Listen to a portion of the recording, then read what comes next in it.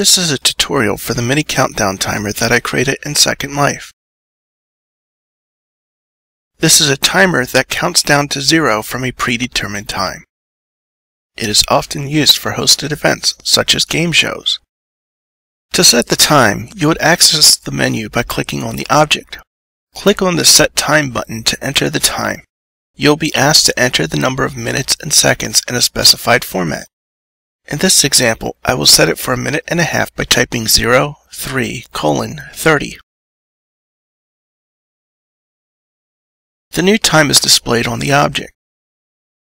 To start the timer, click on the timer again to bring up the menu and click Start.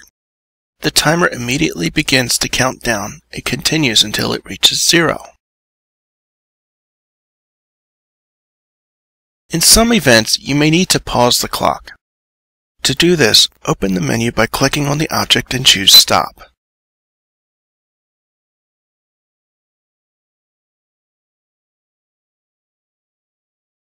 The timer will stop counting down and display the time that it left off.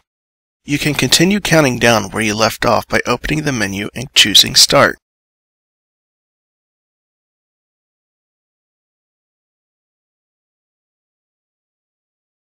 To reset the timer to the initial time, you may click the Reset button. You can do this when the timer is still running and when the timer is paused. The timer will stop and display the initial time. In some cases, you may need the timer to roll over and count down from the initial time on its own. As the timer reaches 0, it stops. Click on the object again and choose the button that says Loop.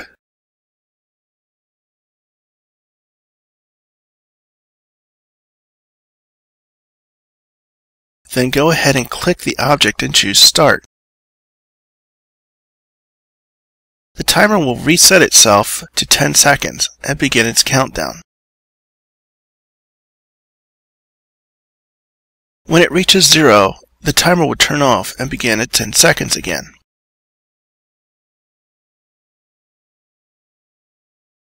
This will continue repeatedly until you stop or pause the timer. The timer is multilingual. It is initially capable of displaying a user interface and its own textures in English, Japanese, Portuguese, French, and German. To change the language, open the menu and choose Language. Each available language is displayed in its native language. I'll choose Japanese. It takes a moment for the language to load. You'll notice that the texture for the minutes and seconds changes at the bottom.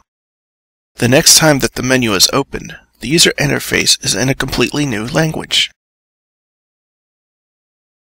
Other users who click on the timer will be asked if they would like a demonstration version.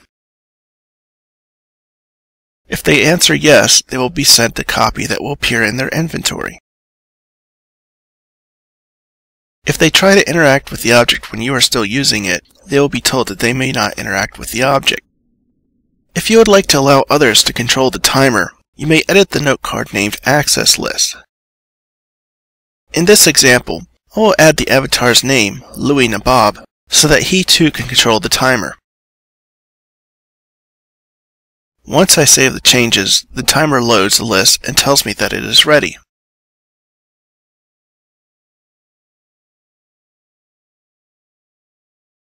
Now Louis can get the menu to start the clock and host games while I am not available.